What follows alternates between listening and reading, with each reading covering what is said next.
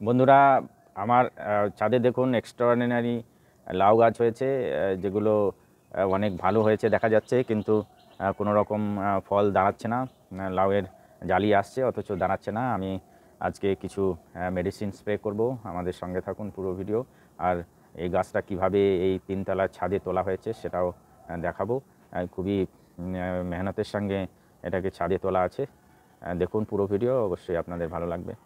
দেখিয়ে দিই, এই দেখুন কত সুন্দর হয়েছে। আর জালি আসছে, এই যে জালি আসছে, কিন্তু টিকছে না, কালো হয়ে মরে যাচ্ছে। এই দেখুন, এই যে এইভাবে মরে যাচ্ছে প্রত্যেকটা জালি। আর এর জন্য আমি আজকে একটা মেডিসিন পেয়েছি, যেটা স্প্রে করব। আর দেখিয়ে নিই আমার লাউ গাছটা কোনখান থেকে তোলা আর কিভাবে লাগানো। এই দেখুন কত নিচে আমার ছোট্ট একটা জায়গা আছে গার্ডেন, সেখান থেকে ধীরে ধীরে স্টেপ বাই স্টেপ এটাকে উপরে তুলে নেওয়া আছে তিনতলার ছাদে। প্রথমে টাবে লাগানো হয়েছে, তারপর একটু ম্যাচিওর হওয়ার পরে ওটাকে নিচে লাগানো হয়েছে। নিচে ছোট যে গার্ডেন আমার আছে সেখান থেকে ধীরে ধীরে স্টেপ বাই স্টেপ তুলে নেওয়া হয়েছে। চলুন আমরা স্প্রে করব লাউ গাছে। দেখা যাক যদি জালি দাঁড়ায়। জালি অনেক আসছে, এই দেখুন এখানেও একটা জালি, কিন্তু কালো হয়ে মরে যাচ্ছে।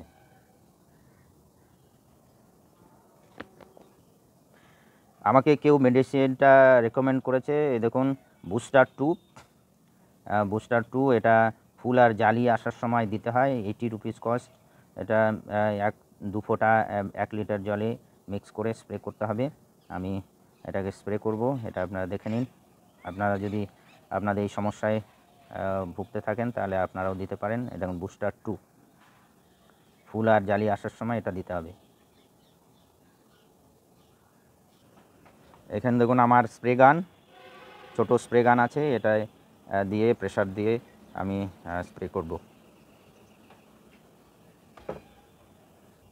এই দেখুন 1.25 লিটার সঙ্গে 3 থেকে 4 ফোঁটা দিয়ে আমি সলিউশনটা বানালাম, আর এই স্প্রে গান দিয়ে আমি এটাকে স্প্রে করব।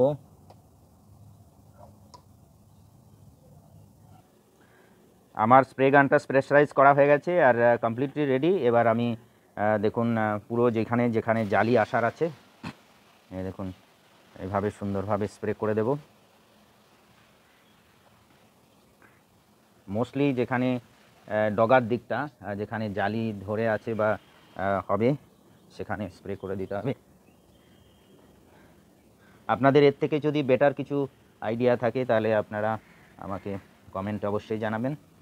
এই দেখুন জালি, অনেক জালি এসেছে, হচ্ছে টিকছে না। একটা খুবই, আমরা প্যানিকে এত কষ্ট করে লাগানো, যদি না টেকে খুবই খারাপ লাগবে।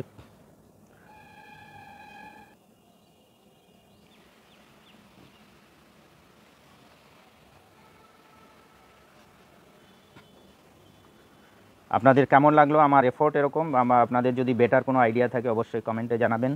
আমার ভিডিও দেখার জন্য অশেষ অশেষ ধন্যবাদ।